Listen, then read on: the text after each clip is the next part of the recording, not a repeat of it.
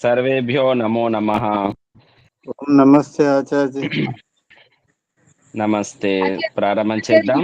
Record अस्तु। ओ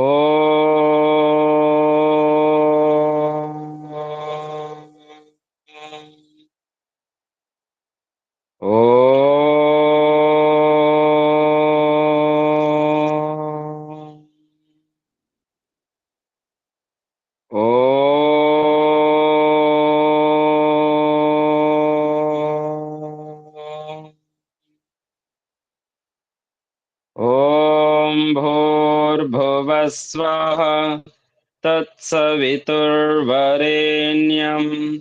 भर्गो देवस्य धीमहि धियो यो न प्रचोदयात्।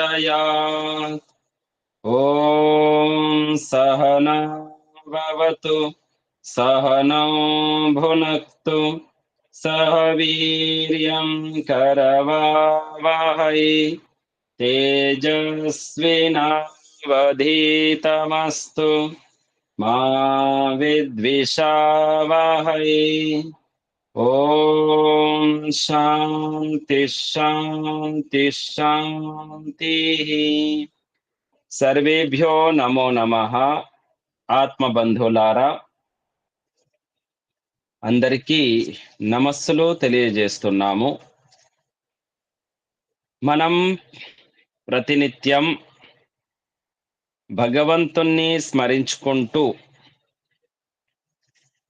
మహర్షి దయానంద సరస్వతి గారిని తప్పనిసరిగా స్మరించుకోవాలి.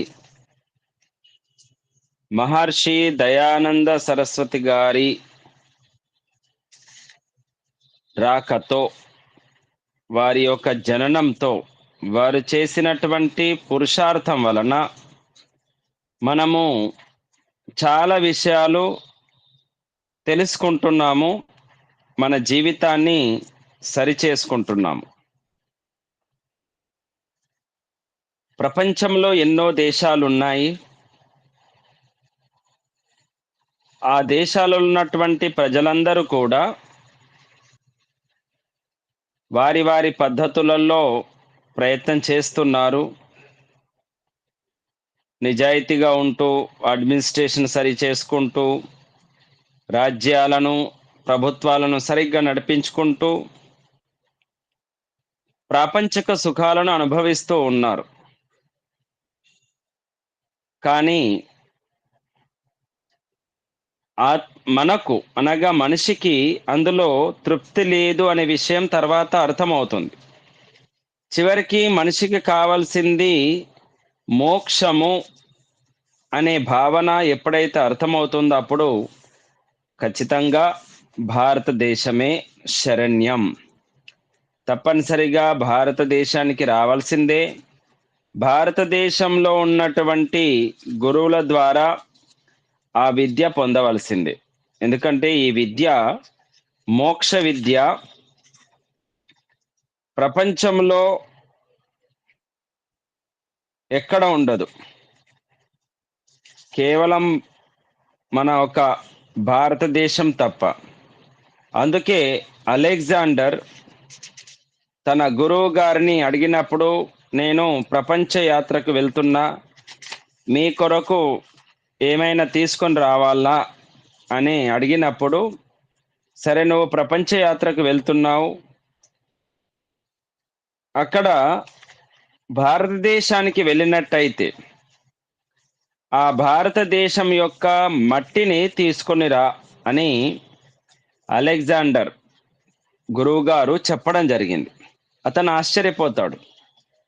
నీ శిష్యుడు ప్రపంచ విజేత, ప్రపంచంలో ఉన్న ధనమంతా కూడా నా దగ్గర ఉంది, అందులో నుండి ఏదైనా అడగొచ్చు కదా, అది భారతదేశం, భారతదేశంలో కేవలం మట్టిని తీసుకుని రమ్మనడం అంటే ఏమిటి? అలెగ్జాండర్ అంటాడు, ఆ మట్టి ఎందుకు కొరకు అంటే, అప్పుడు అలెగ్జాండర్ గురువు ఏమంటారంటే, ఏదైతే విద్య నీకు ఇచ్చానో, ఏదైతే నేను విద్య ద్వారా ఆనందాన్ని పొందుతున్నానో అది భారతదేశం ఇచ్చినటువంటి భిక్ష. అందుకే ఆ భారతదేశంలో నడిచినటువంటి ఆ ఋషులు యోగుల యొక్క పాదధూళిని నేను పొందాలనుకుంటున్నాను, అది నాకు తీసుకొనిరా అని ఆజ్ఞాపించడం జరిగింది. అలాగే నువ్వు భారతదేశానికి వెళ్తున్నావు, కానీ భారతదేశాన్ని నువ్వు సంపూర్ణంగా జయించలేవు, ఇది కూడా గుర్తుపెట్టుకో అని అలెగ్జాండర్ గురువు గారు చెప్పడం జరిగింది. వారు అన్నట్టే వారు రావడం ప్రపంచంలో ఉన్న అన్ని దేశాలను జయించుకుంటూ వచ్చాడు. మన దేశం కూడా వచ్చాడు. అప్పుడు చాణక్యుడు, ధనానందుడు, వాళ్ళ రాజ్యం ఉంది. చాణక్యుడు ధనానందుణ్ణి ఆ రాజసింహాసనం పైన నుంచి దించాలని చేస్తున్న ప్రయత్నంలో ఆ సమయంలో అలెగ్జాండర్ వస్తాడు. ఆ తర్వాత ఇక అక్కడ ఉన్నటువంటి పౌరస్ ఆ రాజులతో యుద్ధం కూడా చేయడం జరుగుతుంది. చివరికి మరణాసన్నుడై ఇక్కడ నుంచి బయలుదేరుతాడు. ఇది మనందరికీ తెలిసిన విషయమే. అంటే ఈ ఘట్టం ద్వారా భారతదేశం ఎంత ఉన్నతమైనటువంటిది అనేది మనకు తెలుస్తుంది. ఈ జన్మలో ఈ భూమిలో మనం జన్మించినందుకు, ఈ భూమి ఈ దేశంలో మనము ఉన్నందుకు గర్వించాలి. ఇది వేదభూమి, ధర్మభూమి, దేవభూమి, ఋషులు నివసించినటువంటి గొప్ప భారతదేశం. ఎందుకంటే ఎన్ని ప్రయత్నాలు చేసినా, ప్రపంచమంతా తిరిగినా, ఎంత డబ్బు సంపాదించినా, ఎన్ని పేరు ప్రతిష్టలు తీసుకొచ్చినా, ఎన్ని యుద్ధాలు చేసినా, ఎంతమంది చంపినా, ఆత్మకు ఏదైతే అవసరమో అది ప్రపంచంలో దొరకదు. ఆత్మకు కావాల్సింది చేతనం ఆత్మ కాబట్టి ఆత్మకు కావాల్సింది ఏమిటి అనేది ప్రపంచంలో ఉన్న ఏ వ్యక్తులు చెప్పలేరు. ఇతర దేశంలో ఉన్నటువంటి వారు చెప్పలేరు. కేవలం భారతదేశంలో ఉన్నటువంటి గురు పరంపరగా ఆధ్యాత్మిక విద్యను సంపూర్ణంగా అర్థం చేసుకున్నటువంటి గురువులు తప్ప. అందుకే మనందరం మనము అదృష్టవంతులము, సౌభాగ్యవంతులము, ఈ మార్గంలో వచ్చాము. మనం కొంత భగవంతుణ్ణి తెలుసుకోవడానికి సరైనటువంటి మార్గంలో ఉన్నాం. అది భగవంతుడు ఇచ్చినటువంటి మనకు అవకాశం. ఈ అవకాశాన్ని సరి చేసుకోవాలి. కాబట్టి బంధువులారా, భారతదేశము వేదభూమి, ధర్మభూమి, కర్మభూమి, దైవభూమి, దేవతలు నివసించినటువంటి భూమి అని ఊరికే చెప్పలేదు. ఎందుకంటే ఈ దేశంలో ఉన్నటువంటి రాజులు కానీ, మహారాజులు కానీ, ఋషులు మహర్షులు కానీ, వారందరూ కూడా, ఈ దేశంలో ఉన్న ప్రజలందరూ కూడా చాలా హాయిగా ఇహ పరలోక సుఖాలను అనుభవిస్తున్నటువంటి వారు మన పూర్వజులు. వారి యొక్క జీన్స్, వారి వారసత్వ సంపద మన లోపల ఉన్నాయి, మన డిఎన్ఏలో ఉంది. అందుకే మనము ఈ విద్యను ఇంకా ఎక్కువగా తెలుసుకునే ప్రయత్నం చేయాలి. ఇది మనకు మహర్షి దయానంద సరస్వతి గారు తెలియజేశారు. అందుకే మహర్షి దయానంద సరస్వతి గారిని ప్రతినిత్యం మనం ఉదయం లేచిన తర్వాత భగవంతుని స్మరించుకున్న తర్వాత ఖచ్చితంగా మొట్టమొదలు మహర్షి దయానంద సరస్వతి గారిని స్మరించుకోవాలి. వారి వల్లనే మనము ఈనాడు ఇన్ని వేదంలో ఉన్నటువంటి వాస్తవమైనటువంటి అర్థాలను తెలుసుకోగలుగుతున్నాము.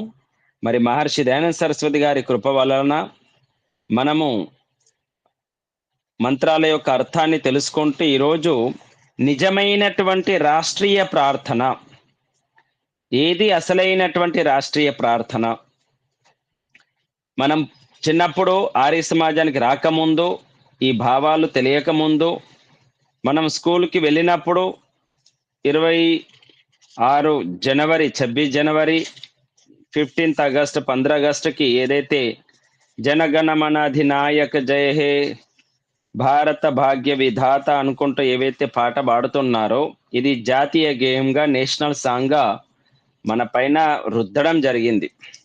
దీని ఇంకా ఎంత కుట్ర ఉంది. జనగణమన అధినాయక జయ హే భారత భాగ్య విధాత అనేటువంటి పాట ఆ సమయంలో రవీంద్రనాథ్ ఠాగూర్ ఎవరి గురించి రాశారు? జార్జ్ పంచమ్ గురించి. ఆ బ్రిటన్ రాణి కుమారుడు, రాజకుమారుడుగా కలకత్తా, ముంబై ఆ ప్రాంతంలోకి వచ్చినప్పుడు రవీంద్రనాథ్ ఠాగూర్ ఈ పాటను రాయడం జరుగుతుంది. ఆ తర్వాత ఎవరైతే ఆంగ్లేయులకు ఏజెంట్గా ఉన్నటువంటి గాంధీ నెహ్రూల హస్తంలోకి కబంధ హస్తంలోకి వచ్చిన ఈ దేశం యొక్క సత్తా, ఈ దేశం యొక్క అధికారం, వారు ఈ దేశం యొక్క పూర్వ వారసత్వ సంపదలను పూర్తిగా నష్టం చేయడానికి ప్రయత్నం చేశారు. ఎందుకంటే ముస్లింల వారసులు కాబట్టి, ఆంగ్లేయుల వారసులు ముస్లింల జాతి వారిది. అందుకొరకే ఈ మూలాలను పూర్తిగా నిర్వీర్యం చేయడానికి వారు ప్రయత్నం చేశారు. పూర్తిగా 100కు 100%, 100కు 200% ఆంగ్లేయులు చేయనంత అంతకన్నా ఎక్కువ నష్టము ఇద్దరు చేశారు. అయితే ఆ జాతీయ గేయం, దేశంలో ఉన్నటువంటి జాతీయ గేయము వందే మాతరం ఉండాలనా, జనగణమన ఉండాలనా అనేటువంటి ఆ సమయంలో వందే మాతరం ఉండాలి అనేది చాలా మంది కోరుకున్నారు. ఏ విధంగా అయితే సర్దార్ వల్లభాయ్ పటేల్ గారే ప్రధానమంత్రి కావాలి అని ఓటింగ్లో ఎక్కువ మంది చేశారో, అదేవిధంగా వందే మాతరమే జాతీయ గేయంగా ఉండాలి అని చాలా మంది ఓటేశారు. కానీ అవన్నీ వినకుండా వీళ్ళ డిఎన్ఏలోనే తుర్క డిఎన్ఏ ఉంది కాబట్టి, ఆంగ్లేయుల ఏజెంట్ కాబట్టి, భారతదేశంలో ఉన్నటువంటి మానవులకు దేశభక్తి లేకుండా చెయ్యాలి అనే భావనతో వారు ఈ జనగణమన అధినాయక జయ హే అనేటువంటి పాటను ఈ రకంగా జాతీయ గేయంగా చేర్చడం జరిగింది. కానీ దేశభక్తి క్రాంతికారులకు, ఎవరైతే ఉద్యమాల్లో పాల్గొన్నటువంటి వారు ఉన్నారో వారందరికీ ఒక శక్తినిచ్చి నినాదంగా మాత్రం వందే మాతరమే. ఎప్పుడైనా ఎవరైనా ఎక్కడైనా ఉద్యమాలు చేస్తున్నారు అంటే దేశం కోసం పోరాటం చేస్తున్నటువంటి వారందరికీ ఒక గొప్ప ప్రేరణ ఇచ్చేటువంటి పదము బంకిం చంద్ర చటర్జీ రచించినటువంటి ఏదైతే గేయం ఉందో అందులో నుంచి ఒక వాక్యం వందే మాతరం. ఈ తల్లికి వందనం అనేటువంటి భావన తీసుకొని రావాలి. ఎందుకంటే ఎవరైనా సొంత తల్లిని ఎవరైనా తిడితే ఎవరు కూడా ఓర్చుకోరు. అలా దేశం పట్ల ఇది భారత మాతగా ఉండాలి, ఈ దేశం పట్ల ఎవరైనా బురద జల్లే ప్రయత్నం చేస్తే పరదేశీయులను ఈ దేశంలోకి రానియకుండా చేయడానికి స్వదేశీయులే ఈ దేశాన్ని పరిపాలించనేటువంటి భావనతో ఉన్నటువంటి పదం వందే మాతరం. అయితే ఆ వందే మాతరము, జనగణమన ఇవన్నీ కూడా మానవుల ద్వారా రచింపబడినటువంటి ఈ గేయాలు. కానీ భగవంతుడు ముందుగానే మనకు దేశం ఎలా ఉండాలి, దేశంలో ఉన్నటువంటి మానవ సంబంధాలు ఎలా ఉండాలి, దేశంలో ఎన్ని రకాల పదార్థాలుంటే దేశ ప్రజలు సుఖంగా సంతోషంగా ఉంటారు అని మనకు పరంపిత పరమేశ్వరుడు ఆదిలోనే, సృష్టి ఆదిలోనే వేదం ద్వారా, యజుర్వేదంలోని 22వ అధ్యాయం 22వ మంత్రంగా మనకు రాష్ట్రీయ ప్రార్థనగా అందించడం జరిగింది. ఒక దేశంలో ఏ రకమైన వ్యవస్థ ఉంటే, ఏ రకంగా ఉంటే అక్కడున్న ప్రజలు కానీ, పశుపక్షాదులు కానీ, అన్ని క్రిమి కీటకాలు కానీ హాయిగా సుఖంగా సంతోషంగా జీవిస్తాయో ఆ పద్ధతులు ఏమిటి, ఆ స్థితులు ఏమిటి అనేది మనకు ఒక మంత్రం ఉంది. మనందరికీ తెలుసు. ఓం ఆ బ్రాహ్మణో బ్రహ్మవర్చసి జాయతాం ఆరాష్ట్రే రాజన్యః శూర ఇషవ్యోతి వ్యాధి మహారథో జాయతాం దోగ్ధ్రీ ధేనుర్వోఢా నడ్వా నాశో సప్తిః పురంధిర్యోషా జిష్ణురథేష్ఠాః సభేయో యువాస్య యజమానస్య వీరో జాయతాం నికామేనః పర్జన్యో వర్షతు ఫలవత్యో న ఓషధయః పచ్యంతాం యోగక్షేమోనః కల్పతాం. ప్రజల యొక్క యోగక్షేమాల గురించి తెలియజేసేటువంటి మంత్రం ఈ రాష్ట్రీయ మంత్రం. ఇదం రాష్ట్రాయ ఇదన్నమమ. కాబట్టి మనము దేశమంటే మట్టి కాదోయ్, దేశమంటే మనుషులోయ్ అనేటువంటి చెప్పినటువంటి కవులు ఉన్నారు. అంటే ఈ దేశము అంటే మనుషులు, ఆ మనుషులలో దేశభక్తి ఉండాలి, నా దేశాన్ని నేను రక్షించుకోవాలి, నా దేశం యొక్క ప్రాచీన వారసత్వ సంపద సనాతన సంస్కృతిని రక్షించాలి అనే భావన ఉన్నన్ని రోజులు దేశాన్ని ఎవరు కూడా నష్టపరచలేరు. ఆ విధంగా దేశభక్తిని నింపేటువంటి, అలాగే దేశంలో ఏ రకమైన వ్యవస్థ ఉండాలో చెప్పేటువంటి మంత్రం ఇది యజుర్వేదంలోని మంత్రం. ఎంత బ్రహ్మాండమైన మంత్రం! ఇంత గొప్ప రాష్ట్రీయ ప్రార్థన ఇంకొకటి ఉండదు. ఇది వాస్తవానికి బ్రహ్మాండ ప్రార్థన అనాలి. రాష్ట్రీయ అనగా ఒక దేశం యొక్క ప్రార్థన కాకుండా వైశ్విక ప్రార్థన, విశ్వానికి సంబంధించినటువంటి ప్రార్థన. అంటే ప్రతి దేశము ఇలా ఉండాలి. వాస్తవానికి ఇలాగే ఉండేది. మహాభారత కాలం వరకు మన ఆర్య చక్రవర్త రాజులు పరిపాలించినన్ని రోజులు మన దేశంలో ఏ రకమైనటువంటి వ్యవస్థ ఉందో పరదేశంలో కూడా ఆ రకమైనటువంటి వ్యవస్థనే ఉండేది. ప్రపంచమంతా ఒకే రకమైన, ఒకే భాష, ఒకే వేషభూష, ఒకే పద్ధతులు, ఒకే రకమైన ఆచార పరంపరలు ఉండేవి. ఇక రాను రాను తర్వాత గురువులు లోపించడము, ఆ విధంగా కొన్ని కారణాలతోని, చాలా రకాల కారణాలున్నాయి.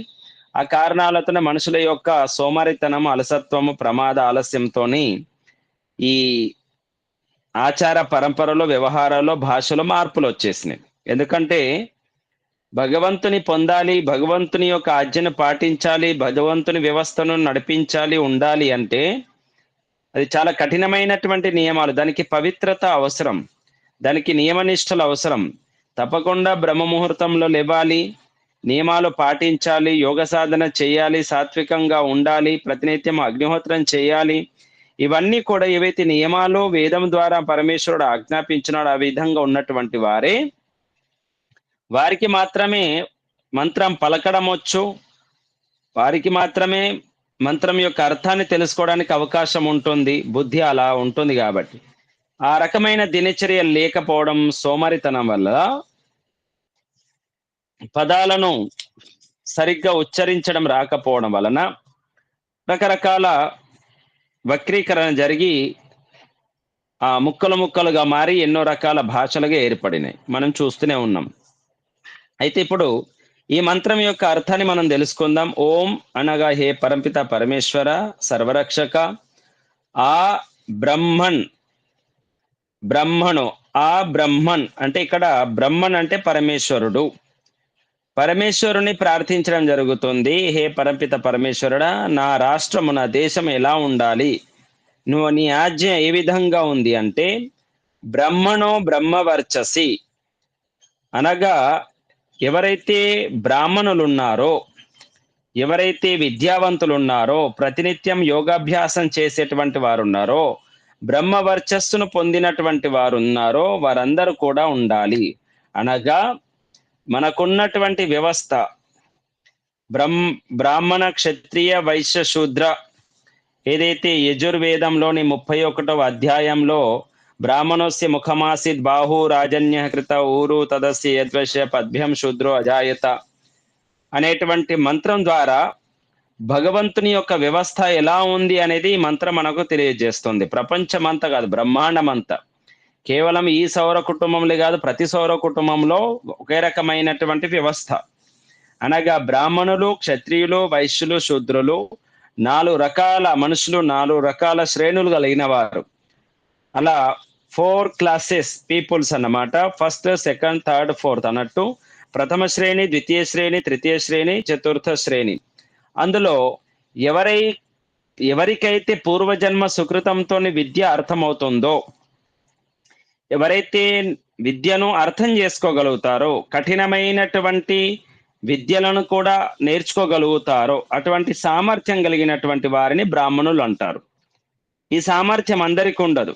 మనం పరిశీలిస్తే మనం చూస్తుంటాం, తరగతి గదిలో కూడా పాఠాలు చెప్పిన తర్వాత ఆ పాఠము చెప్పినటువంటి టీచర్ అందరికీ సమానంగానే బోధిస్తుంది.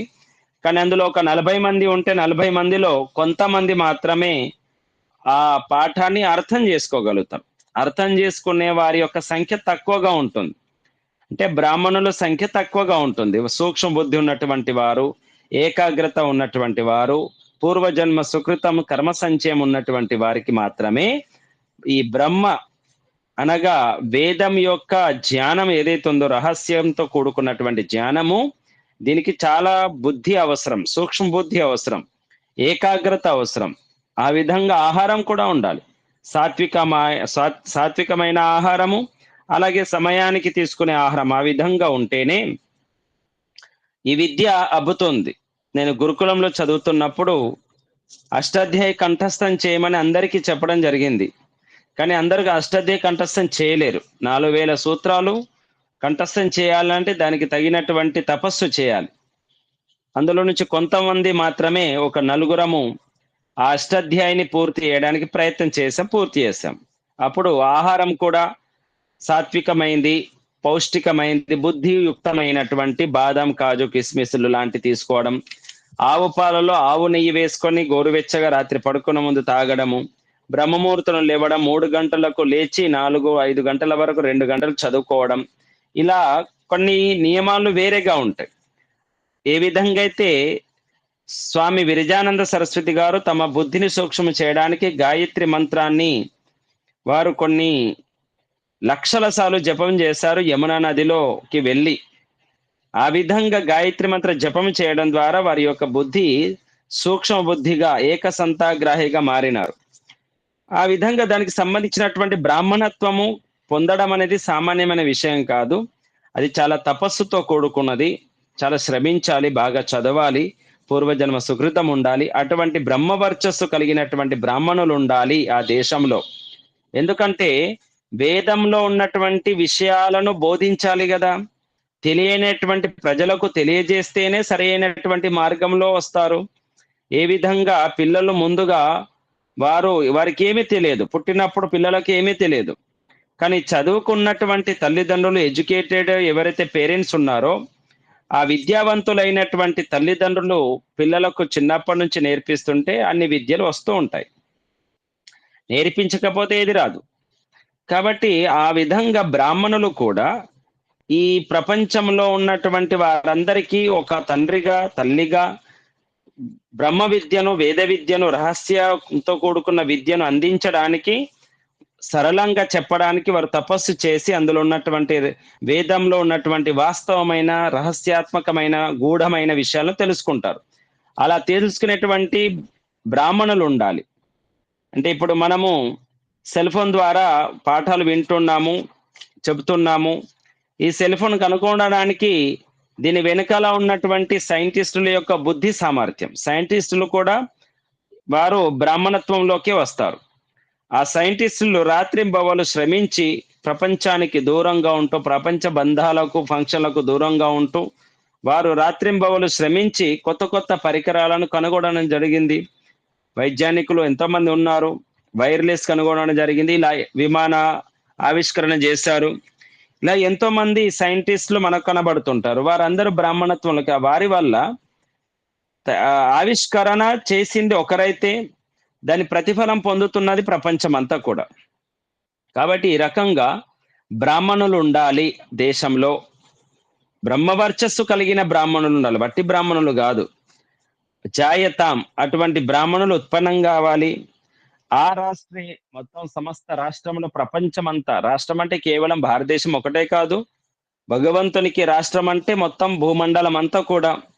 కాబట్టి ఆ రాష్ట్రే మొత్తం రాష్ట్రం అంతా కూడా బ్రాహ్మణులు బ్రహ్మవర్చస్సుతో కూడుకునే ఉండాలి. దేశమంతా కూడా, విశ్వమంతట కూడా. రాజన్య శూర, క్షత్రియులు శూరత్వంతో ఉండాలి, వీరులై ఉండాలి, ధీరులై ఉండాలి. ఎవరైనా ఎక్కడైనా అన్యాయం చేస్తున్నారంటే అన్యాయాన్ని అణిచివేసేటువంటి శక్తి ఆ క్షత్రియులకు ఉండాలి. ఆ క్షత్రియులు జితేంద్రియులై ఉండాలి, పక్షపాత రహితులై ఉండాలి. వారికి పక్ష విపక్షం అనేది ఉండకూడదు. న్యాయం చేసేటువంటి న్యాయాధీశులుగా ఉండాలి. అటువంటి నియమాలు పాటించేటువంటి వారే క్షత్రియులు. అలా రాజులు రాజన్య శూరులు, ధీరులు, వీరులై ఉండాలి. వారికి మరణం అనేటువంటి భయం ఉండకూడదు. వారికి పునర్జన్మ, పూర్వజన్మ అనేటువంటిది పూర్తిగా తెలిసి ఉండాలి. అటువంటి వారు మాత్రమే ఈ శరీరం ఉంటుందా, పోతుందా అనేటువంటి భయం లేకుండా ప్రజలను రక్షించడానికి ముందుకు వచ్చేటువంటి వారే శూరులు, వీరులు, ధీరులు, రాజులు, క్షత్రియులు ఉండాలి. అప్పుడు ప్రజలు కూడా సుఖంగా, సంతోషంగా ఉంటారు. ఇప్పుడు మనం మన దేశంలో బార్డర్లో నుంచి, పక్క దేశం నుంచి విదేశీయులు, అలాగే శత్రువులు రాకుండా ఉండడానికి ఆర్మీ ఏ విధంగా గస్తీ అక్కడ మన రక్షణ కొరకు ఉంటుందో, ఎండనక, వాననక, చలి అనక మైనస్ డిగ్రీలో కూడా ఉంటూ మన రక్షణ కొరకు ఉన్నారు. వారు ఉండడం వల్ల ఇప్పుడు మనం హాయిగా ఏసీ రూమ్ లో కూర్చొని పంకా ఫ్యాన్ కింద చక్కగా మనం పాఠాలు వినగలుగుతున్నాం, చెప్పుకోగలుగుతున్నాం. కాబట్టి వీరులు, ధీరులు, శూరులైనటువంటి రాజులు ఉండాలి, క్షత్రియులు ఉండాలి. అలాగే ఇషవ్యో అతి వ్యాధి మహారథో జాయతం, అతిరథ మహారథులు రాజులై ఉండాలి.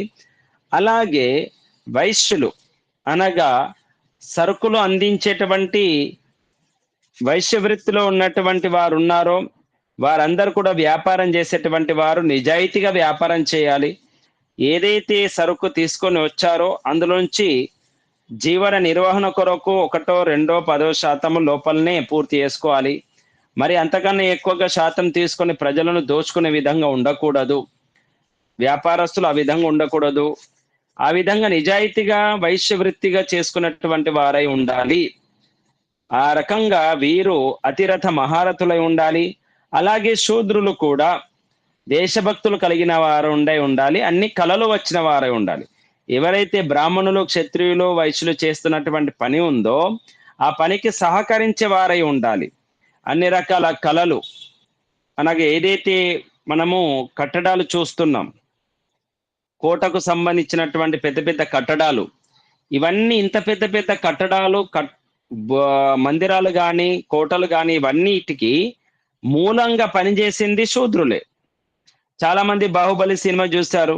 అందులో ఒక విగ్రహాన్ని పైకి లేపడానికి ఎంతమంది అక్కడ కష్టపడుతున్నారు అంటే ఆ రకమైన కార్మిక శక్తి. కాబట్టి ఎక్కువగా ఎవరుంటారు అంటే కార్మిక శక్తి ఉంటుంది. ఆ కార్మిక శక్తిని సంతోష పెడుతూ ఉండాలి. ఆ విధంగా బ్రాహ్మణులు, క్షత్రియులు, వైశ్యులు, శూద్రులు ఉన్నటువంటి వ్యవస్థ ఉండాలి.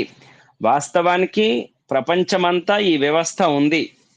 వాళ్ళు పేర్లు మార్చుకున్నారు అంతే. ఏదైనా ఒక కార్యం జరగాలి, ఒక ఫంక్షన్ జరగాలి, ఒక పని జరగాలి, అది బిల్డింగ్ కావచ్చు, ప్రోగ్రామ్ కావచ్చు, ఐటమ్ కావచ్చు, వస్తువు నిర్మాణం కావచ్చు, ఎక్కడైనా సరే ఖచ్చితంగా అందులో బుద్ధి పెట్టినటువంటి బ్రాహ్మణులు కావాలి. అలాగే రక్షించేటువంటి క్షత్రియులై ఉండాలి అక్కడ. అనగా ఏదైతే గవర్నమెంట్ వ్యవస్థ నడుస్తుందో అదంతా కూడా క్షత్రియులది. అలాగే ఆ సరుకులు తీసుకొచ్చేటువంటి ఎక్కడ ఏ సరుకు దొరుకుతుంది అని తీసుకొచ్చి పెట్టేటువంటి వైశ్యులు ఉండాలి. అలాగే వారికి సహకరించేటువంటి శూద్రులు ఉండాలి. ఇలా అందరూ కలిసి ఒక వస్తువుని నిర్మాణం చేస్తారు. ఒక ఫంక్షన్ చేసినా, ఒక బిల్డింగ్ కట్టినా, అక్కడ బిల్డింగ్ కట్టే దగ్గర ఇంజనీర్ ఉంటాడు, బుద్ధి పెట్టేటువంటి వారు, చేపించేటువంటి మేస్త్రి ఉంటాడు, చేసేటువంటి కార్మికులు ఉంటారు, వస్తువులు తీసుకొచ్చేటువంటి వారు ఉంటారు. ఇలా నలుగురు కలిసి ఒక బిల్డింగ్ నిర్మాణం అవుతుంది, భవన నిర్మాణం అవుతుంది. ఏదైనా సరే విద్యాలయం కూడా కావచ్చు, విద్య నేర్పించేవారు, విద్య పొందేవారు, అక్కడ అలాగే అటెండెన్స్ తీసుకునేటువంటి అక్కడ ఉన్నటువంటి వారు, అలాగే ఊడ్చేవారు, ఇలా ప్రతి దగ్గర ఖచ్చితంగా 4 కేటగిరీస్ ఉన్నాయి. 4 కేటగిరీస్ లేకుండా ఏ పని జరగదు. నేమ్స్ మార్చుకుంటారు, పేర్లు మార్చుకుంటారు. అమెరికాలో కూడా అంతే, first class, second class, third class, fourth class people అని అంటుంటారు. అయితే ఈ రకంగా బ్రాహ్మణ, క్షత్రియ, వైశ్య, శూద్రులు అందరూ కూడా పరస్పరంగా ఒకరికొకరు సహకరించుకుంటూ గౌరవించుకుంటూ ఉండాలి అని చెప్పడం జరిగింది. అగౌరవపరుచుకుంటూ ఉండకూడదు. ప్రాచీన కాలంలో అందరూ కూడా ఒకరినొకరు గౌరవించుకున్న వాళ్ళే. ఇప్పటికి కూడా మనము వివాహ సమయంలో చూస్తాం, పెళ్లిళ్ళ సమయంలో చూస్తాం. మొట్టమొదలు బట్టలు ఎవరికి పెడతారంటే ఎవరైతే మైల తీస్తారో అటువంటి వారికి, వాళ్ళని మన మాలియ, మాదిగా అని అటువంటి వారు అంటుంటారు, వారికి ముందు బట్టలు పెడతారు. చాకలోళ్ళు వాళ్ళకు వీళ్ళందరికీ కూడా. కాబట్టి ఎవరైతే ముందు సహకరించేటువంటి నిమ్న వర్గం వారు ఉన్నారో ముందు వారిని సంతృప్తి పరచాలి. ఇది చివరికి పెళ్లి అయిపోయిన తర్వాత చివరికి బ్రాహ్మణుడికి దక్షిణ ఇస్తారు. ఇది భోజనం పెట్టడం, ఇంకా బ్రాహ్మణుడు భోజనం కూడా చేయడు, కేవలం దక్షిణ. ఈ రకంగా పై స్థానంలో ఉన్న వారికి అనేది భౌతిక పదార్థాలు చివరికి వస్తాయి. ఎవరైతే నిమ్న వర్గం వారు ఉన్నారో వారికి భౌతిక పదార్థాలు ఫంక్షన్ కన్నా ముందే అందుతాయి. ఇది మనం చూస్తున్నాం. అలా ఒకరికొకరు గౌరవించుకుంటూ ఉండేవారు ప్రాచీన కాలంలో. ఇప్పటికి కొంత నడుస్తుంది. అప్పుడు ఎక్కువ శాతం ఉండేది, ఇప్పుడు కొద్దిగా తగ్గింది.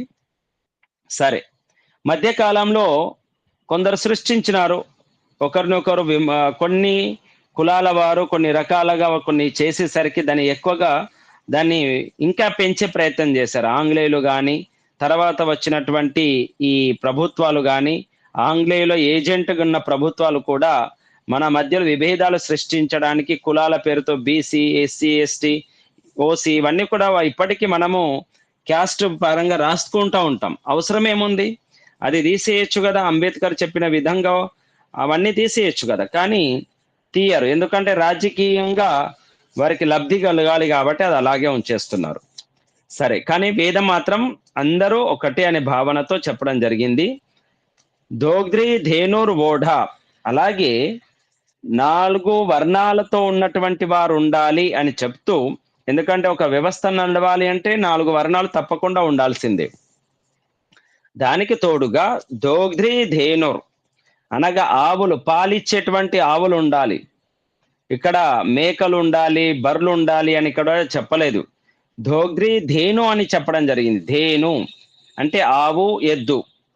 పాలిచ్చేటువంటి శుద్ధమైనటువంటి అమృతంతో కూడుకున్నటువంటి పాలిచ్చేటువంటి ఆవులు ఉండాలి. అంటే ఆవు పాలే శ్రేష్టమైనవని విషయం తెలుస్తుంది. బుద్ధి సామర్థ్యం పెరగాలి అంటే, శరీరంలో రోగనిరోధక శక్తి పెరగాలి అంటే తప్పకుండా ఆవు పాలే, శుద్ధమైన ఆవు పాలు మాత్రమే సేవించాలి. ఇది బాగా గుర్తుపెట్టుకోండి. ఈ ఇప్పుడు ఏ2 మిల్క్ అనే పేరుతో ఫేమస్ గా ఉంది. ఏదైనా మన దేశంలో వాళ్ళు చెప్తే వినరు, అమెరికా వాళ్ళు చెప్తే వింటుంటారు. అయితే శుద్ధమైనటువంటి మూపురముతో కూడుకున్నటువంటి ఆవు పాలిస్తే అది శుద్ధమైన ఏ2 పాలు. ఆ పాలు మాత్రమే మనము తాగాలి, అరిగించుకోవాలి. అటువంటి పాలిచ్చేటువంటి ఆవులు ఉండాలి. శ్రీకృష్ణుడు ఉన్నటువంటి సమయంలో నందుడు ఎవరింట్లోనైతే వారు పెరగడం జరిగిందో శ్రీకృష్ణుడు, ఆ నంద అనేటువంటి బిరుదు 1,00,000 పైన ఆవులు ఉన్నటువంటి వారికి వస్తుంది. మహానంద 9 లక్షల ఆవులు ఉన్న వారికి వస్తుంది. కాబట్టి ఈ విధంగా శ్రీకృష్ణుడు కూడా అప్పటి వాళ్ళు అందరూ కూడా ఆవు పాలే తాగేవారు.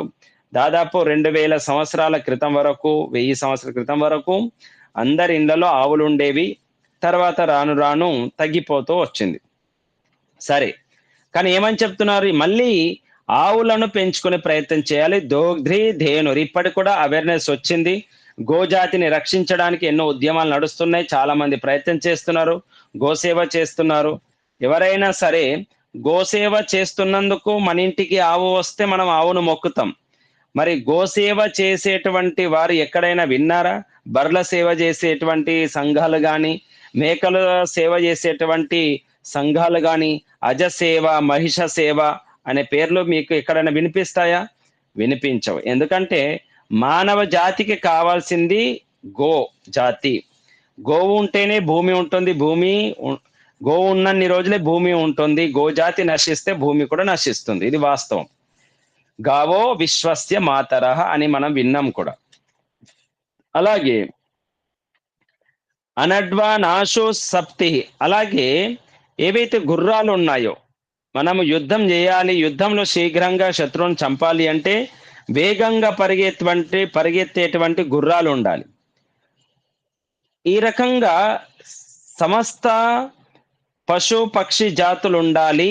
వాటిని, పశు జాతిని రక్షించాలి. ఏ జాతి కూడా హింసించకూడదు అని కూడా చెబుతూ, ఇక ముఖ్యంగా పురంధిర్ యోష జిష్ణురధిష్ఠ, పురంధి ఉండాలి అనగా ఆ దేశంలో ఉన్నటువంటి స్త్రీలు, మహిళలు వెన్నెముక, ఆ దేశానికి వెన్నెముక లాంటి వారే.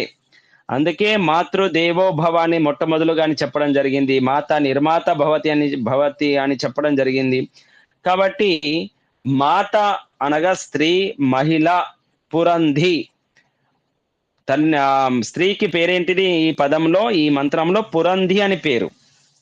అనగా సకల విద్యలలో నిష్ణాతురాలై, వ్యవహారంలో కూడా నిష్ణాతురాలై, ప్రతిభావంతురాలై, ప్రజ్ఞావంతురాలై ఉండాలి.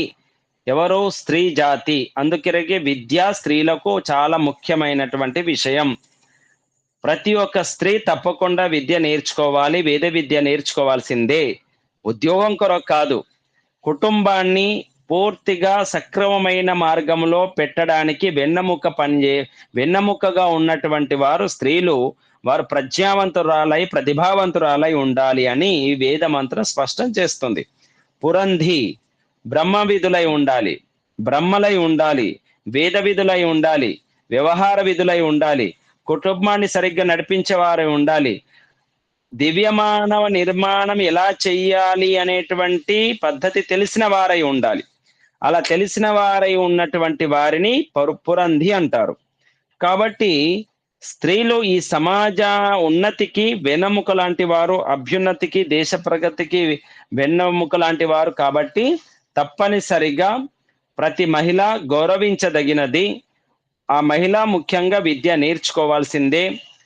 అలాగే కుటుంబంలో ఉన్నటువంటి మనుషులందరూ కూడా కలిసి ఉండాలి అంటే ముందు స్త్రీలు కలిసి ఉండాలి. స్త్రీలు కలిసి ఉంటేనే కుటుంబాలు కూడా నిలబడతాయి. అందుకొరకే పురంధిగా ఉండాలి. ఇటువంటి లక్షణాలతో ఉన్నటువంటి వారినే పురంధి అంటారు. అలా పురంధిగా ఉన్నటువంటి దేశమే ప్రగతిని సాధిస్తుంది. ఇది బాగా గుర్తుపెట్టుకోవాలి. అలాగే సంతానాన్ని నిర్మాణం చేసే దాంట్లో ప్రముఖ పాత్ర 90% పాత్ర స్త్రీలదే ఉంది, మహిళలదే ఉంది. అందుకొరకే అటువంటి పురంధులు ఉండాలి. అటువంటి విద్యావంతురాలై ప్రజ్ఞావంతురాలై ఉన్నటువంటి ఏ దేశంలోనైతే స్త్రీలు ఉంటారో ఆ దేశము ప్రగతిని సాధిస్తుంది అని వేదమంత్రం తెలియజేస్తుంది. అలాగే నికామేన పర్జన్యో వర్షతు అనగా మనం కోరుకున్న సమయానికి మనం కోరుకున్నప్పుడు వర్షం పడాలి. ఔషధులు అమృతతుల్యంగా మనకు ఔషధాలను ఇవ్వాలి. ఆహార పంటలు కూడా ఔషధయుక్తంగా అమృతతుల్యంగా మనకు లభించాలి. అంటే కోరుకున్న సమయానికి వర్షం పడాలి అంటే దానికి మిగతా మంత్రాలు ఏమని చెప్తున్నాయి అంటే ప్రతినిత్యం అగ్నిహోత్రం చేయాలి. ప్రతినిత్యం అగ్నిహోత్రం చేస్తేనే సమయానికి, కోరుకున్న సమయానికి వర్షాలు పడుతూ ఉంటాయి. అవి ఆ బిందువులు అమృతతుల్యంగా ఉంటాయి. పర్జన్య అనేటువంటి అర్థము మేఘపు వర్షం ఏదైతే ఉంటుందో దాన్ని పర్జన్య అంటారు. అంటే ఆ పర్జన్య బిందువులు ఎప్పుడు మారతాయి అంటే అది ప్రతినిత్యం అగ్నిహోత్రం చేసినప్పుడే. ఇంతకుముందు పాట పాడుకున్నట్టు తక్షణమే శుద్ధి చేసేటువంటి క్రియ ఏదైనా ఉంది అంటే అది కేవలం అగ్నిహోత్రమే. అందుకే గోజాతి ద్వారా వచ్చినటువంటి ఆవు నెయ్యితో, అలాగే భూమాత ద్వారా వచ్చినటువంటి వనస్పతులతో, సమిధలతో అగ్నిహోత్రం ఎప్పుడైతే మనం చేస్తామో అప్పుడు తక్షణమే మనకు రిజల్ట్ ఉంటుంది. వెంటనే ఇన్స్టాంట్ రిజల్ట్. అస్సలు ఒక్క క్షణం కూడా ఆలస్యం ఉండదు అక్కడ. అటువంటి అగ్నిహోత్రం చేసేటువంటి వారు మన పూర్వీకులు ఉండే కాబట్టి ఆ సమయంలో అతివృష్టి లేదు, అనావృష్టి లేదు, సకాల వృష్టి ఉండేది. కాబట్టి కాలానికి తగిన విధంగా చలికాలము, వర్షాకాలం, ఎండాకాలం ఆ విధంగా బ్యాలెన్స్గా సమతుల్యంగా ఉండేది. తర్వాత ఈ సమతుల్యత బ్యాలెన్స్ దెబ్బతినడానికి కారణం మనమే. అనగా మనం అగ్నిహోత్రం చేయకపోవడము, ఆవులను పెంచకపోవడము, దినచర్య సరిగ్గా లేకపోవడము, అనవసరమైన పదార్థాలను ఫ్యాక్టరీల ద్వారా నిర్మాణం చేసుకొని అన్ని రకాల కాలుష్యాన్ని పెంచుతున్నాం. కాబట్టి మరి కాలుష్యాన్ని పెంచుతున్నప్పుడు ఆ కాలుష్య నివారణ కొరకు అంత పెద్ద ఎత్తున యజ్ఞయాగాదులు చేస్తే ఆ నివారణ జరుగుతుంది. ఏదైతే జరిగినటువంటి అశుద్ధి ఉందో ఆ పరిష్కారం అవుతుంది. కానీ ఆ విధంగా చేయడం లేదు. కాబట్టి ఈ ప్రకృతి వైపరీత్యాలు మనకు కనబడుతున్నాయి. పెద్ద పెద్ద భయంకరమైన తుఫాన్లు వస్తున్నాయి. ఊర్లు, బిల్డింగ్లు, నగరాలు అన్ని కూడా కొట్టుకొని పోతున్నాయి. మొన్ననే మనము ఆంధ్రలో చూసాము. వీటన్నిటి కారణం మనిషి యొక్క కోరికలు. అందుకే ముందు మనిషి తన కోరికలను తగ్గించుకొని, ప్రాపంచిక కోరికలను తగ్గించుకొని పరమాత్మను పొందాలి అనేటువంటి ఆశను, కోరికను పెంచుకుంటే అప్పుడు ఈ ప్రకృతి కూడా సమతుల్యంగా మనకు సుఖాన్ని ఇస్తుంది. ఫలవత్యోన ఔషధాలు ఫలవంతంగా ఉండాలి. ఇప్పుడు మనకు సీతాఫలాలు వస్తున్నాయి, తర్వాత రకరకాల ఫలాలు వస్తుంటాయి. ఈ ఫలాలన్నీ కూడా ఔషధయుక్తంగా ఉండాలి. మనం ఏదో యూరియా జల్లి, ఆ కెమికల్ జల్లేసి ఆ విధంగా చైనా వాడు తయారు చేసినటువంటి పండ్లను తినడము, పెద్ద పెద్ద ఉల్లిగడ్డలు వస్తున్నాయి, పెద్ద పెద్ద అల్లం వస్తున్నది, తర్వాత జామకాయలు వస్తున్నాయి, తర్వాత సీతాఫలాలు, ఇవన్నీ ఎట్టి పరిస్థితుల్లో తినకండి. రోగము ఏ విధంగా అయితే జెర్సీ ఆవు పాలు తాగడం ద్వారా రోగాలు ఉత్పన్నమవుతాయి, అదేవిధంగా ఈ జెర్సీ హైబ్రిడ్ ఏదైతే కృత్రిమంగా తయారు చేయబడినటువంటి పండ్లను మనము తినకూడదు. ఆ మధురత ఉండదు. చాలాసార్లు ప్రయత్నం చేసి చూశాను నేను. జామ పండు గాని, సీతాఫలం గాని, విదేశీ నుంచి వచ్చినటువంటి చైనా వాడు తయారు చేసినట్టు ఒకసారి తిని చూస్తే, మన దేశీ పండుకు, విదేశీ పండుకు చాలా తేడా ఉన్నది. ఇది భగవంతుడు ఇచ్చిన, ప్రకృతి మాత ఇచ్చినటువంటి పండు. ఎంత మధురంగా ఉంటుంది. కాబట్టి తల్లి పాల లాంటివి ఏదైతే పదార్థాలున్నాయో, ఆ పదార్థాలు మనం సేవించాలి. అవి కృత్రిమంగా తయారు చేసిన, ల్యాబ్‌లో తయారు చేసినటువంటిది అంత మాధుర్యం ఉండదు. జెర్సీ పాలకు, దేశీ పాలను తాగి చూస్తే చాలా తేడా ఉంటుంది. దేశీ పాలు మనం తాగితే నేరుగా తాగొచ్చు. చాలా మధురం. ఎక్కడ అంటే ఇక మనము ఏదైతే స్టోరీలో విన్నాం గదా! దేవతలు అమృతాన్ని సేవిస్తుంటారు అని.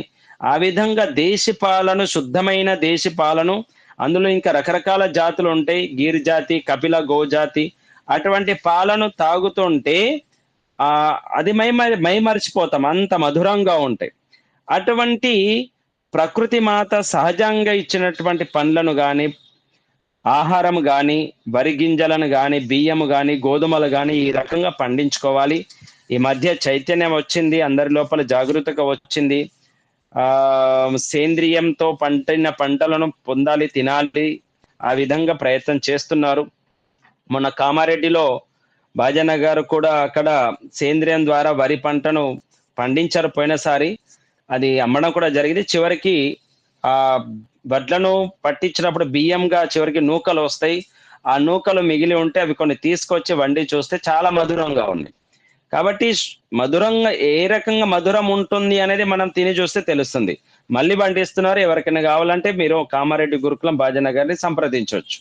అయితే ఈ విధంగా ఫలవత్యోన ఓషధయ అంటే ఔషధాలు అంటే మనం తీసుకునే ఆహారము, పండు కూడా ఔషధయుక్తంగా ఉండాలి. అంటే మన శక్తిని పెంచే విధంగా ఉండాలి. మన లోపల రోగనిరోధక శక్తిని పెంచే విధంగా ఉండాలి. మన సప్తధాతువులను శక్తివంతంగా చేసేటువంటి విధంగా ఔషధాలుండాలి. ఆ రకంగా ఈ పూర్వకాలంలో ఆ రకమైన వనస్పతులను, ఔషధాలను, గోపాలను, గోక్షీరాన్ని తాగినటువంటి వారు కాబట్టి 200, 300, 400 సంవత్సరాల వరకు జీవించినారు. మహాభారత యుద్ధ సమయంలో యుద్ధం చేసినటువంటి వారందరూ కూడా దాదాపు 100 పైన ఆయుష్షు కలిగిన వారే. అందరి వయస్సు 100 పైననే ఉంది. కౌరవులు గాని, పాండవులు గాని వారందరిది కూడా 100 పైన ఉన్నటువంటి వారి సమయంలో అంటే వారు ఆ సమయంలో యువకులు అన్నమాట.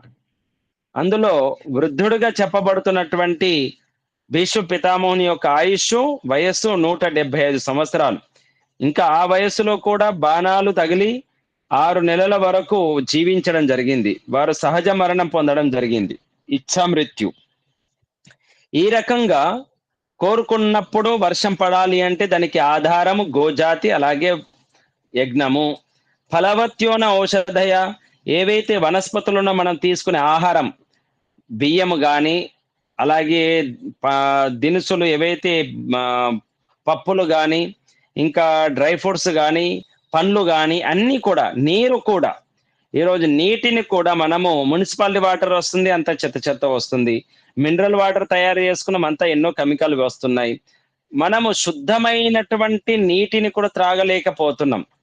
మనం గంగకు వెళ్ళినప్పుడు శుద్ధమైన నీరు ప్రవహిస్తున్నప్పుడు ఆ నీళ్లు తాగి చూస్తే ఆ రకంగా పూర్వకాలంలో అనగా నేను చిన్న ఉన్నప్పుడు సమయంలో చూశాను. 8 అడుగుల వరకు బావిలో నీళ్లను మనం ఇలా ముంచుకొని తాగేవాళ్ళం. అంటే భూగర్భ జలాలు ఆ విధంగా ఉండేవి. చాలా మధురంగా ఉండేవి. ప్రతి ఒక్కరు కూడా బావి నీళ్లను తోడుకొని నీళ్లను త్రాగేవారు. అమృత తుల్యంగా ఉండేవి. చాలా మధురంగా ఉండే ఆ నీళ్ల యొక్క ఆ టేస్ట్ ఇప్పుడు లేదు. కేవలం కెమికల్ వేసేసి ఆ టేస్ట్ డూప్లికేట్ టేస్ట్ క్రియేట్ చేసుకుంటున్నాం. ఆ రకం కాకుండా శుద్ధంగా జీవించడానికి ప్రయత్నం చేయాలి. అటువంటి దేశం ఆదర్శవంతమైన దేశంగా చెబుతూ పశ్యంతాం యోగక్షేమోనః కల్పతాం.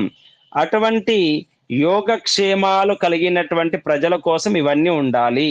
అంటే ప్రజల యొక్క యోగక్షేమాలు ఉండాలి అంటే ప్రజలు సుభిక్షంగా, సుఖంగా, సంతోషంగా, ఆనందంగా ఉంటూ మోక్ష ప్రాప్తి కొరకు ప్రయత్నం చేయాలి అంటే తప్పనిసరిగా ఇవన్నీ ఉండాలి. బ్రాహ్మణులు, క్షత్రియులు, వైశ్యులు, శూద్రులు, ఆవులు, గుర్రాలు, అటువంటి మహిళలు, మాతృమూర్తులు, అలాగే మనకున్నటువంటి తీసుకునే జీవించడానికి కావలసిన ఆహార పదార్థాలు ఇవన్నీ పరిశుద్ధంగా ఉన్నటువంటి దాన్ని ఆదర్శవంతమైనటువంటి దేశంగా పిలువబడుతుంది.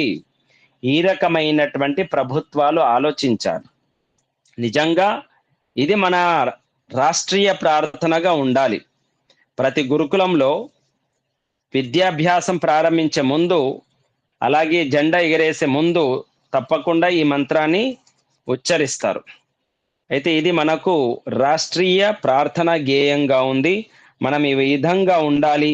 అలాగే అధీనాశ్యామ శరదా శతం, మనం 100 సంవత్సరాలు 200 సంవత్సరాలు జీవించినన్ని రోజులు ఎవరికి దీనులై హీనులై ఉండకూడదు. అంటే మనం నిరంతరం శ్రమించాలి, నిరంతరం దేశం కొరకు ఆలోచన చేయాలి, దేశభక్తులు ఉండాలి.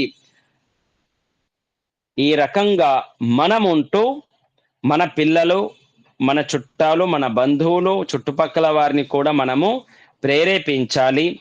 అందరం కలిస్తేనే దేశము, ఒకరు కాదు. అందరూ చేయి కలిపితేనే సమాజము, సమాజాలన్నీ కలిస్తేనే దేశము. కాబట్టి మనతోనే దేశం ఉంది, కాబట్టి మనమంటేనే దేశం. కాబట్టి మనమందరం ఎలా ఉండాలి, ప్రజలందరూ ఎలా ఉండాలి, ప్రజల యొక్క వ్యవస్థ ఎలా ఉండాలి, ఏ రకమైన వ్యవస్థను తయారు చేసుకోవాలి, నిర్మించుకోవాలి అని చాలా స్పష్టంగా మనకి వేద మంత్రం తెలియజేస్తుంది. కాబట్టి బంధువులారా, మనము మన నుండి ప్రారంభం చేయాలి. మన కుటుంబం నుండి, మన ఇంట్లో మన వాళ్ళు ఎవరైతే ఉన్నారో ఆ వ్యవస్థను ఆ విధంగా తయారు చేసుకోవాలి. మన ఇంట్లో ఆహార పదార్థాలు శుద్ధంగా ఉండాలి. కుండలో వంట చేయడము, సద్దన్నము తినడము, ఏవైతే ఉన్నాయో కొన్ని తెలిసిన విషయాలను మనము ప్రమాద ఆలస్యం చేయకుండా మనమే స్వయంగా శ్రమించి తయారు చేసుకొని ఆ రకమైన శుద్ధమైన ఆహారాన్ని భుజిస్తే భగవంతుడు మనకు ఒక గొప్ప శక్తినిస్తాడు. ఆ శక్తి ద్వారా మనం ధర్మ కార్యాలు చేస్తూ ఉండాలి. జీవించి ఉన్నన్ని రోజులు ఆరోగ్యంగా ఉంటూ ఈ మానవ జన్మ యొక్క రహస్యాన్ని తెలుసుకొని, ఆత్మ పరమాత్మ రహస్యాన్ని తెలుసుకొని, ఇక నేను శరీరాన్ని వదిలిపెడుతున్నాను అని తెలుసుకొని 10 మందిని కూర్చోబెట్టుకొని అందరికి చెప్పి పోవాలి. అది నిజమైనటువంటి దేహ త్యాగం అనబడుతుంది. ఏదో హార్ట్ అటాక్ వచ్చేసింది వెళ్ళిపోయాడు, ఎంత సుఖంగా పోయాడు, ఇది మరణం కాదు, ఇది రోగం. నిజమైనటువంటి మళ్ళీ పుట్టుక అనేది కాదు అది. కాబట్టి రోగంతో చావడం అంటారు దీన్ని. అలా కాకుండా పూర్వకాలంలో మనం చాలాసార్లు కథలలో కూడా విన్నాం, రియల్‌గా కూడా చూసినాం. మన వృద్ధులు, తాత ముత్తాతలు ఎవరైతే ఉన్నారో ఇక శరీరంలో ఉండలేను అనేటువంటి విషయాన్ని గ్రహించి అందరిని పిలిపించి ఈ చెప్పాల్సిన విషయాలు, అప్పచెప్పాల్సిన బాధ్యతలు, వస్తువులు అన్ని కూడా అప్పచెప్పేసి తన ముందటిని అన్ని కూడా ఎక్కడెక్కడ పనిచేసి ఆ విధంగా ఇక రేపో మాపో నేను వెళ్ళిపోతున్నాను చెప్పి మరి పోయేవారు. అందులో యోగులైతే ప్రాణశక్తితోని మహర్షి దయానంద సరస్వతి గారికి అర్థమై ఎక్కడెక్కడో ఉన్నటువంటి వారి అందరిని కూడా ఆహ్వానించి పిలిపించి ఇక నేను దేహ త్యాగం చేసే సమయం ఆసన్నమైనది మరి అందరికీ తెలియజేసి ప్రాణశక్తితోని బ్రహ్మరంధ్రం నుండి తనను తాను తీసుకెళ్లడం జరిగింది, మోక్షంలోకి వెళ్ళడం జరిగింది. ఇలా ఈ రకమైనటువంటి మరణము పొందాలి అంటే మనము ఇప్పటి నుండే ప్రయత్నం చేయాలి. అలా ఈ ప్రయత్నము మనకు వచ్చే జన్మ ఉత్తమంగా ఉండడానికి ఒక పెట్టుబడి. కాబట్టి ఈ ప్రయత్నము ఈ జన్మలో మధ్య వయస్సు నుంచి ప్రారంభమైంది అనుకుందాం. అంటే మీకు వయస్సు 40 సంవత్సరాలు, మీకు వయస్సు 50 సంవత్సరాల నుంచి ప్రారంభమైంది అనుకుందాం. మీరు జీవించున్నన్ని రోజులు మీరు ప్రయత్నం చేస్తే వచ్చే జన్మ బాల్య దశ నుండే మీకు వేద పాఠశాలలో గురుకులాలు, గురువుల యొక్క సాన్నిధ్యం మీకు లభిస్తుంది. అటువంటి తల్లిదండ్రులు లభిస్తారు.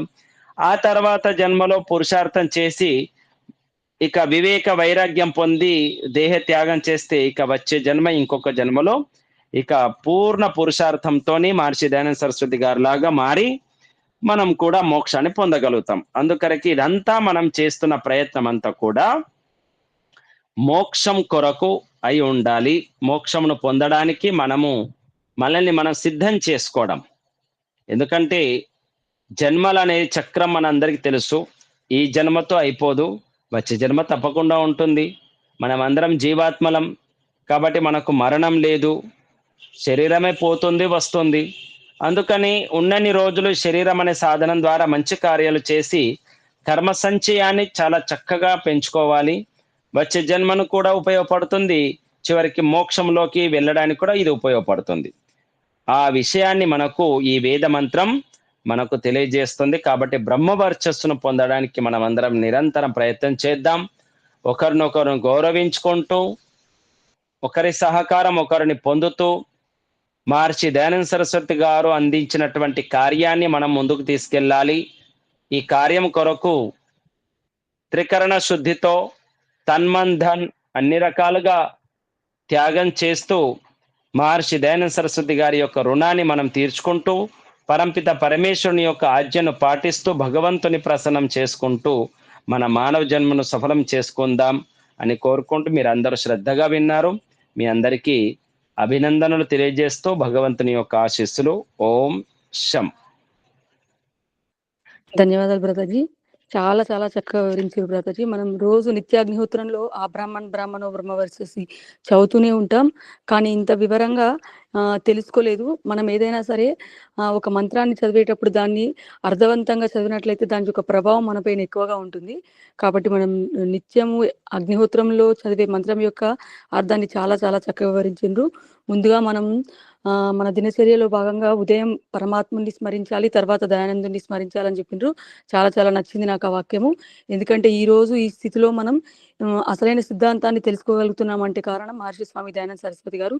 కాబట్టి వారి యొక్క లక్ష్యాన్ని, మంత్రం యొక్క అర్థాన్ని చాలా చక్కగా వివరించారు భ్రాతాజీ. ధన్యవాదాలు మీకు. శాంతి పాఠంతో మన కార్యక్రమాన్ని ముగించుకుందాం.